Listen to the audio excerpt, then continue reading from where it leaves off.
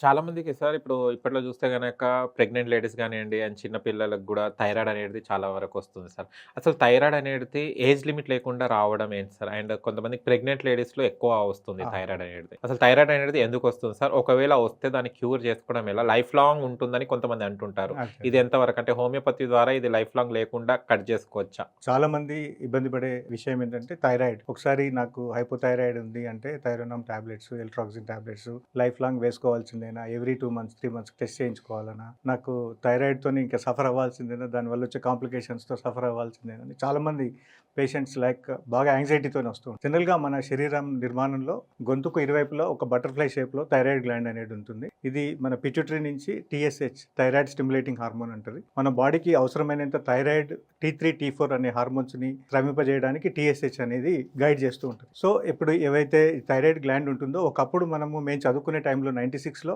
Only సముద్రానికి 1000 feet above ఉండే అస్సాం గానీ, గౌహటి గానివ్వండి, ఈ సిక్కిం ఇట్లాంటి స్టేట్స్‌లలో థైరాయిడ్ అయోడిన్ డెఫిషియన్సీ వల్ల వాళ్ళకి గాయిటర్ అని గొంతు ఇట్లా వాచిపోయి హైపోథైరాయిడ్‌తో సఫర్ అయ్యే వాళ్ళని మేము చూసేవాళ్ళం. అప్పుడు నేను చదువుకునే టైంలో ఒక థైరాయిడ్ కేసు ఒక నెలలో ఒక్కటి కూడా రాకపోయేది. అప్పుడు అంత అప్పుడు లేదు. అంత రేర్‌గా ఉండేది. ఏదైనా ఒక పేషెంట్ వచ్చిందంటే మా ప్రొఫెసర్స్ అందరిని అన్ని బ్యాచ్ పిలిచి ఇట్లా థైరాయిడ్ అంటే ఇలా ఉంటది. వీళ్ళకి ఇలా సింప్టమ్స్ ఉంటాయి. చలి తట్టుకోలేరు. తర్వాత కాన్‌స్టిపేషన్ ఉంటది. స్కిన్ డ్రైనెస్ ఉంటది.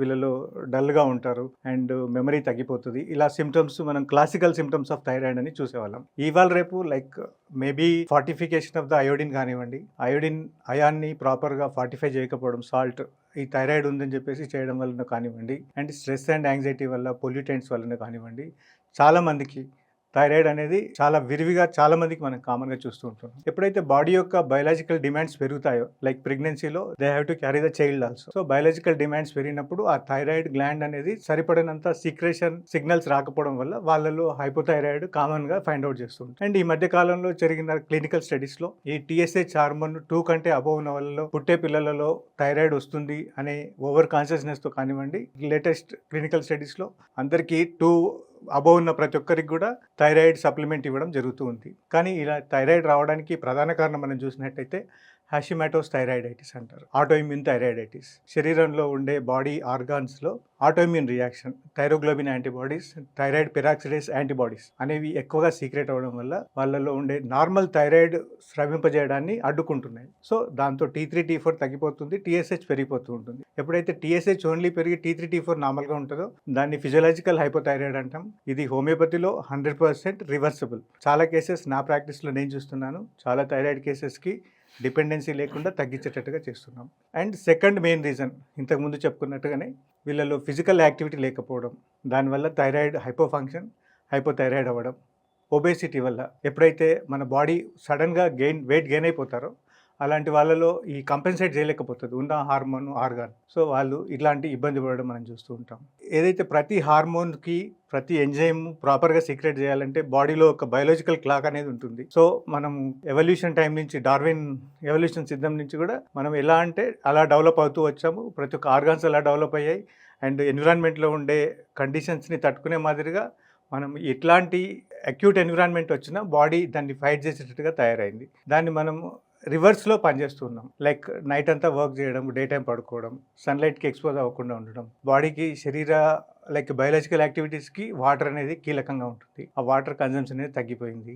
ఏసీ ఎన్విరాన్మెంట్లో పనిచేయడము, స్వెట్ రాకపోవడము అండ్ థర్స్ట్ చేయకపోవడము, బట్ బాడీలో ఇట్ నీడ్స్ వాటర్. సో, అలాంటి తగ్గిపోవడం వల్ల వీళ్ళలో హైపోథైరాయిడ్ లక్షణాలు కనపడుతూ ఉంటాయి. హైపోథైరాయిడ్కి ప్రధాన లక్షణం మనం చూస్తున్నట్టయితే weight gaining, moon like shape, చంద్రబింబం లాంటి ముఖం రౌండ్ ఫేస్ తోని కలిగి ఉంటారు వాళ్ళు. అండ్ ఫేస్ అంతా ఉబ్బిపోయినట్టుగా, దవడలన్నీ వాచిపోయినట్టుగా, స్కిన్ డ్రైనెస్ ఉండడం, హెయిర్ ఫాల్ అవ్వడం, కాన్స్టిపేషన్తో సఫర్ అవుతూ ఉంటారు. అండ్ అన్ని యాక్టివిటీస్ స్లో అయిపోతాయి. ఏదైనా చెప్తే తొందరగా లేచి అర్జెంట్ ఇట్లా ఉండవు, డల్గా ఉండిపోతాయి. పీరియడ్స్ డిలే అయిపోతూ ఉంటాయి. అండ్ వీళ్ళకి ఫర్టిలిటీ ప్రాబ్లం ఉంటుంది. మగవాళ్ళలో కానీ ఆడవాళ్ళలో కానీ ఈ థైరాయిడ్ ప్రధాన బాడీ యొక్క మెటబాలిక్ రేట్ని పెంచడానికి కానివ్వండి, బాడీ యొక్క వేరియస్ ఫంక్షన్స్కి ఈ థైరాయిడ్ అనేది కీలకంగా ఉంటుంది. ఇది థైరాయిడ్ గ్లాండ్ ఫంక్షనింగ్ తగ్గినప్పుడు వాళ్ళలో ఫర్టిలిటీ తగ్గిపోతూ ఉంటుంది. సో, ఇలాంటి వాటికి హోమియోపతిలో మనం తీసుకున్నట్టయితే వ్యక్తి యొక్క కండిషన్, అతని థర్మల్ రియాక్షన్ ఎలా ఉంది, కోల్డ్కి ఎలా రియాక్ట్ అవుతున్నాడు, హీట్కి ఎలా రియాక్ట్ అవుతున్నాడు, అతని యొక్క నేచర్ ఎలా ఉంది అండ్ స్లీప్ ప్యాటర్న్ ఎలా ఉంది, ఇవన్నీ కన్సిడర్ చేసి హోమియోపతిలో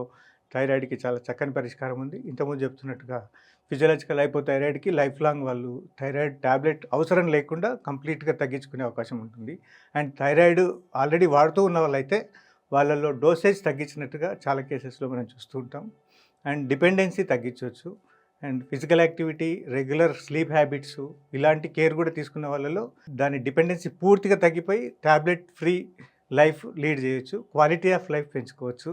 లైక్ ఎప్పుడు ఏదో ట్యాబ్లెట్ వేసుకుంటున్నాం, బతుకుతున్నాం, జీవోత్సవంలా కాకుండా ఓన్గా బాడీ ఇమ్యూనిటీతోని వాళ్ళు హెల్తీగా ఉండే విధంగా మనం థైరాయిడ్ వచ్చినా కూడా ప్రాబ్లం అనేది దానివల్ల వచ్చే కాంప్లికేషన్స్ లైక్ కొలెస్ట్రాల్ పెరగడము, మళ్ళీ దాని నుంచి మల్టిపుల్ కాంప్లికేషన్స్ రావడం, ఇవన్నిటిని కూడా హోమియోపతి బాగా అడ్రస్ చేస్తుంది. వాళ్ళకి కంప్లీట్గా థైరాయిడ్ నుంచి డిపెండెన్సీని కంప్లీట్ క్యూర్ చేసే అవకాశం ఉంటుంది.